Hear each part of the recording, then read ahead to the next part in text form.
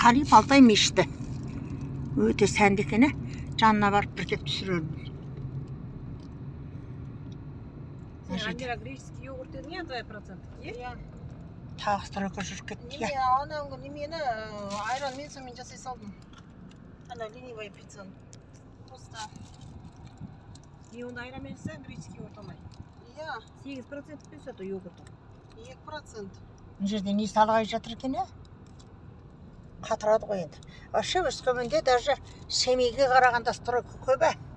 Қанша немере тарат деді, Динара 200 немере тарат деп отырдың? 20 этажды немені гостиница.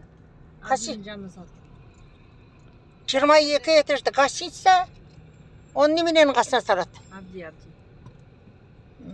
Абдиян Славский же. Через 200 метров на светофоре плавно поверните направо. Жақсы енді. Көктем кезі неге жаман болсын. Ағаштардың көгеріп, ауанда асып кетпеген салқын самалы кезі ғой. Кешке жақында суық кәдімгідей, иә? Есігінде шығып отырсаң, қатып қарасың, шалбар кимейсің.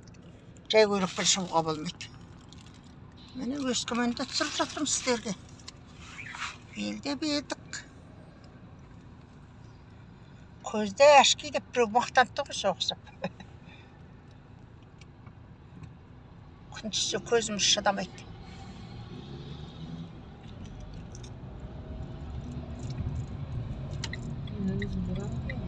Өте жақсы. Со Өскеменнің жерінің енді көретін жері көп отырсын. Жақсы жандар бір шақырып әкелермей жүрміз ешкім.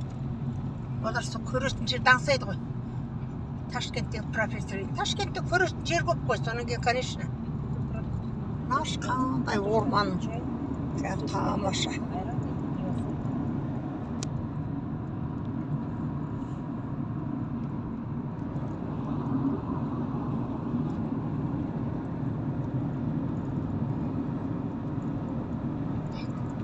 Қазақстанның әркім көз тіккен кең даласы.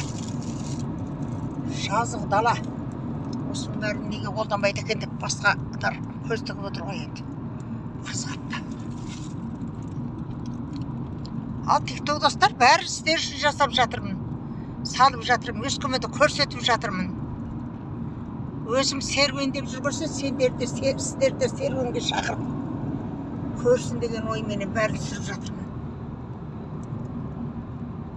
Через 500 метров поверните направо.